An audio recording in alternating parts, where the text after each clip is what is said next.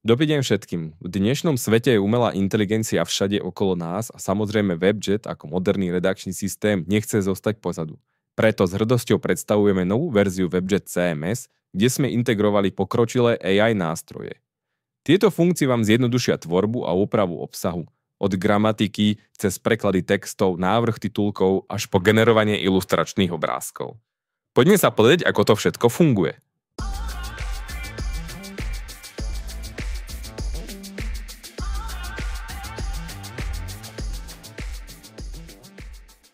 Nátko si ukážeme takú komplexnejšiu ukážku použitia AI na vytvorenie komplexnej stránky, čiže ja tu spustím nejaký page builder, on mi už ponúkne predpripravený text, ja sa ho rozhodím dvojklikom použiť, čiže vytvorí web stránku pre kadernícky salón v Bratislave a tak ďalej. Kliknite na vygenerovať a generátor mi vytvorí aj page builder bloky a celú štruktúru tých stránok. Už sa postupne generujú jednotlivé bloky, z ktorých tá stránka pozostáva aj s pripravenými textami, tu napríklad aj vložená aplikácia mapa. Môžem si to skontrolovať, pozrieť si to, navrhol tu aj nejaké ilustračné obrázky z nejakej základnej sády, to si samozrejme viete upraviť a mám možnosť pokračovať. Vlastne som si uvedomil, že to nie je v Bratislave, ale ten kadernícky salón je niekde v Bernolákove a volá sa Super Barber a chcel by som tam ešte doplniť nový blok s novinkami a trendami a účesoch, to vidíme, že tu teraz nie je. Teraz tu je nejaké naše služby, cenník a podobne. Čiže viem ako keby s ním ďalej četovať a pokračovať, kliknem na generovať a počkám na výsledok. Už vidíme, že generuje, zmenil názov na Super Barber v Bernolákove, ponechal tam tie služby, ktoré sú a máme tu už novú sekciu novinky a trendy, ktorá sa tam predtým nenachádzala, čiže splnil zase tú moju úlohu, ja som s tým OK, môžem si to skontrolovať. To klasické page builder bloky, čiže viem s tým ďalej pracovať a pokračovať. Môžeme si dať aj náhľad celej stránky.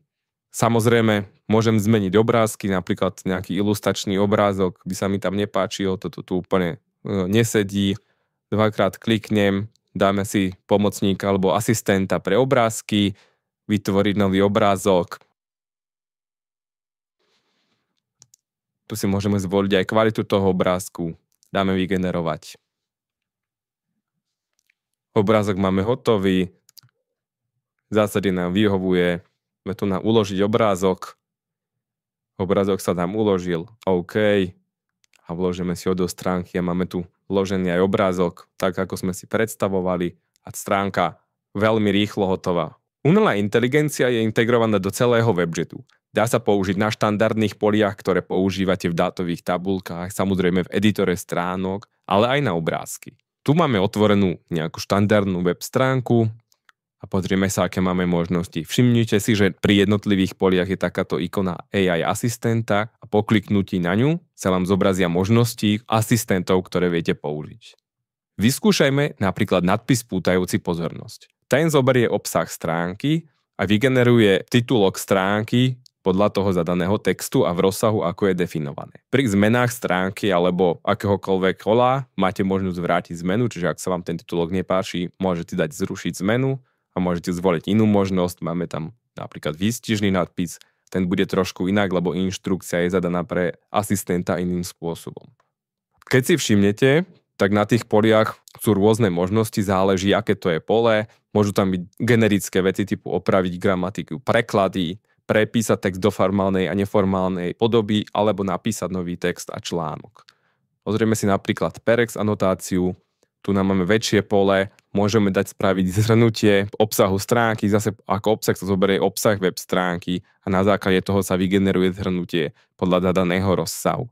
Zase môžem zrušiť zmenu. Keď prejdem do obsahu, tak tu nám mám nejaké texty, ktoré môžem zase upravovať. Vidíme tu, že nie je úplne ideálne napísaná diakritika, sú tu nejaké preklepy, takže vo WebJete môžem priamo v obsahu použiť AI nástroj, opraviť gramatiku, kliknem na možnosť opraviť gramatiku a keďže to je page builder, ten aplikuje tie zmeny na jednu aj druhú časť. Ak by to bola aj bežná web stránka, tak samozrejme tam je len jedna časť, na ktorú sa tá zmena aplikuje, alebo aplikuje sa na celú stránku.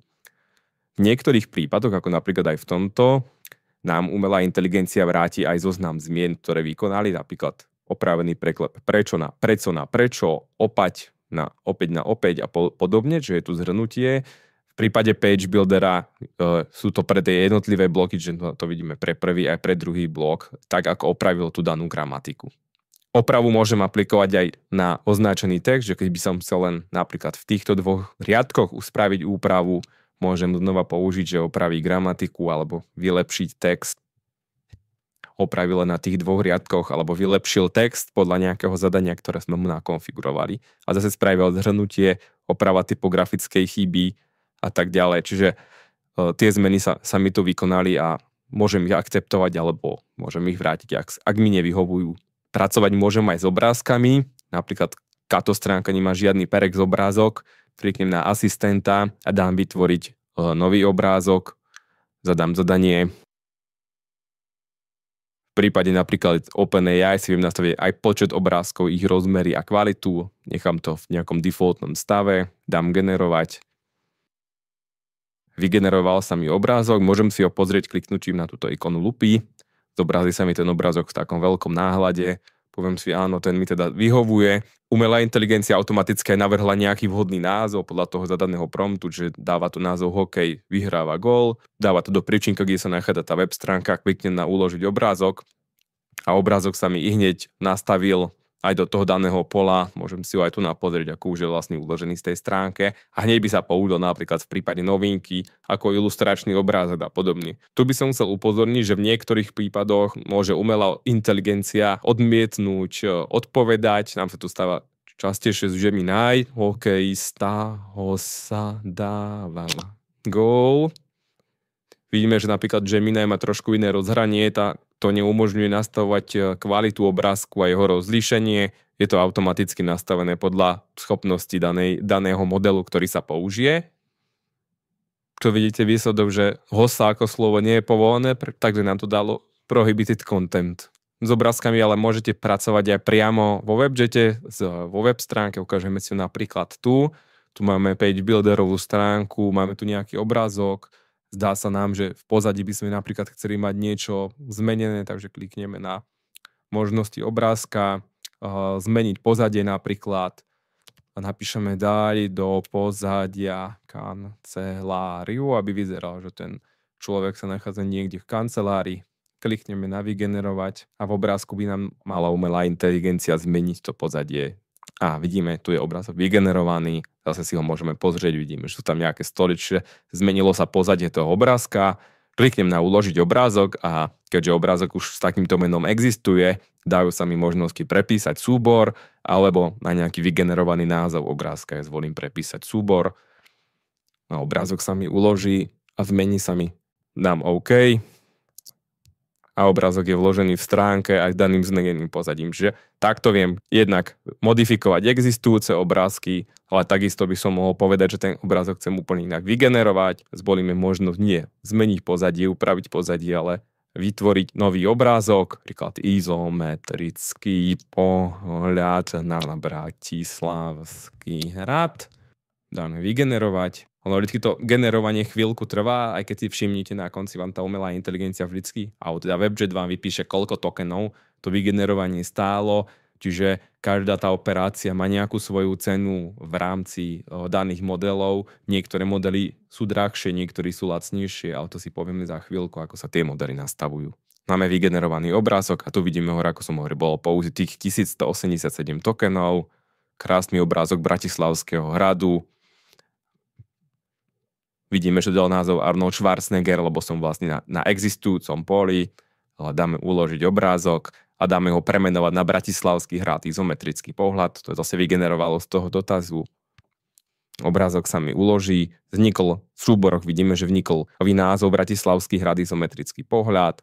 Ja dám OK a obrázok máme vymenený, čiže zmenil som existujúci obrázok. Je to výhodné, ak sa používajú rôzne predpripravené bloky, napríklad tu na Page Builderi, kde môžu byť len nejaké placeholderové obrázky a vy podľa potreby, podľa textu článku viete generovať obrázky. Samozrejme, dal by sa napísať aj prompt, ktorý zoberie text článku alebo nadpis, optimalizovane vygeneruje náhľadový obrázok a podobne. Tu ešte jednu takú ukážku, napríklad skopírujeme technický text z zoznamu zmien z WebJetu, dáme vytvoriť novú stránku vložíme do obsahu ako čistý text, bez akéhokoľvek formátovania, použijeme asistenta opraviť technické odborné texty. Tento asistent zoberie odborný text a upraví ho tak, aby bol zrozumiteľný pre bežných používateľov, rozšíri ten text, je zadefinovaný, aby neobsahoval technické termíny alebo sa ich snažil vysvetliť. To si samozrejme vy viete upraviť. A vidíme, že krásne nám spravil aj nadpisy, čiže štruktúru textu a tak ďalej. Stalo to 1400 tokenov. Keď sa pozrieme, tak vidíme nadpismi vysvetlené jednotlivé informácie. Čiže aby som to zhrnul, v rámci dátových tabuliek môžete používať umelú inteligenciu na všetky bežné štandardné polia, v editore stránok, či už na celú stránku označený text alebo na jednotlivé bloky page buildera. Viete modifikovať existujúce obrázky, vytvárať nové obrázky, čiže je tam celé široké spektrum možností, ktoré s umelou inteligenciou vo WebJete viete pracovať. A samozrejme, nie je to len viazané na web stránku, ako som to ukazoval, ale vo všetkých možných dátových tabulkách, v banárovom manažmente a tak ďalej. A samozrejme, asistentov si viete sami nastaviť pre jednotlivé polia. Možno ste si všimli, keď som ukazoval tie ukážky, že niektoré názvy sa mi tam opakujú. My v rámci WebJetu, keď testujeme, tak máme napojenie na 3 spôsoby poskytovania tých dát, takže máme tam niektoré veci, ktoré sa opakujú, ale rozdielný je poskytovateľ tých údajov, či už na generovanie obrázku alebo opravu tej gramatiky. Že momentálne je podporovaná umelá inteligencia priamo v prehliadači. Tá je integrovaná do prehliadača Chrome, vyžaduje nejaké 4 GB videopamäti a 20 GB miesta na disku, čiže ak používate Chrome a splňujete tieto hardwareové požiadavky, je možné priamo v tom vašom prehliadači bežať základný Gemini Nano model, ktorý sa používa. Zatiaľ je to teda experimentálna funkcia prehliadača Chrome, predpokladáme, že do budúcna sa štandardizujú tieto jednotlivé možnosti a bude dostupné v prehliadačoch ako je Firefox alebo ďalších iných prehliadačoch, čiže prebieha dnes štandardizácia, ale napríklad prekladanie, sumarizácia a podobne funguje priamo lokálne vo vašom prehliadači. Výhoda je, že tie dáta nikdy neopúšťajú váš počítač, všetko beží lokálne. Samozrejme máme podporu aj OpenAI, alebo teda toho známeho ChatGPT. Tam je nevýhoda v tom, že API kľúč nie je možné vygenerovať v tej bezplatnej verzii, čiže je potrebné používať splatenú verziu na to, aby ste boli schopní si vygenerovať API kľúč pre prístup,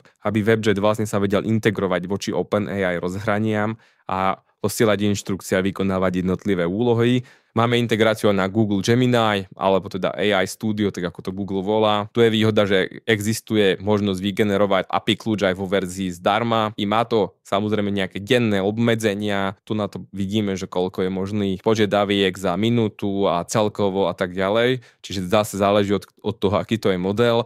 Ale podľa toho viete aj vo tej zdarma verzii niekoľko, dajme tomu, experimentov alebo nejakých volaní vykonať počas dňa a neplatiť za to žiadnu cenu. Máme spravenú aj integráciu na službu OpenRouter, čo je akýsi agregátor, alebo teda, ako názov hovorí, router medzi rôznymi poskytovateľmi AI rozhraní. Je tu množstvo modelov od ChatGPT, Gemini, ale aj ďalšie modely. Viete si filtrovať aj modely podľa ceny, takže keď si vyfiltrujem voľné modely dostupné momentálne XAI, Nvidia, DeepSeek, OpenAI, open source model a tak ďalej. Čiže viete minimálne cez túto službu si vyskúšať integráciu na rôznych poskytovateľov. Má to tú výhodu, že nemusíte potom platiť u viacerých poskytovateľov, ale všetko platíte na jednom mieste, cez OpenRouter, a tu sa vám odpočítava z kreditov, ktoré v podstate používate na rôznych poskytovateľov AI služieb. V rýchlosti vám ešte ukážem, ako sa nastavujú jednotliví AI asistenti vo WebJete. Je to zase pomerne jednoduché.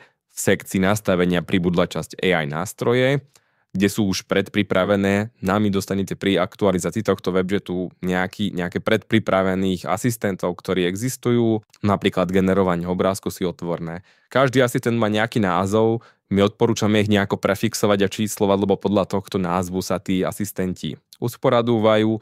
Môže to byť iný názov pre používateľa, nejaký krajší. Ten môže byť aj vo forme prekladového kľúča, tak aby vlastne podľa prepnutia jazyka sa to zobrazovalo iným spôsobom, on sa to tu aj automaticky zobrazí, že čo to bude znamenať vytvoriť nový obrázok. Vy vo vašich zákazníckých promptoch už nepotrebujete, dajme tomu si vytvárať tento prekladový kľúč, lebo pravdepodobne to budete WebJet používať v jednom jazyku. Je možné nastaviť ikonu a potom nejaké skupiny, tí asistenti, keď ste si všimli, tak sú zoskupení v rôznych skupinách, generovanie, vylepšenie, gramatika a tak ďalej. A tak týmto spôsobom si ho nastavíte. Dôležitá je akcia, čo to znamená.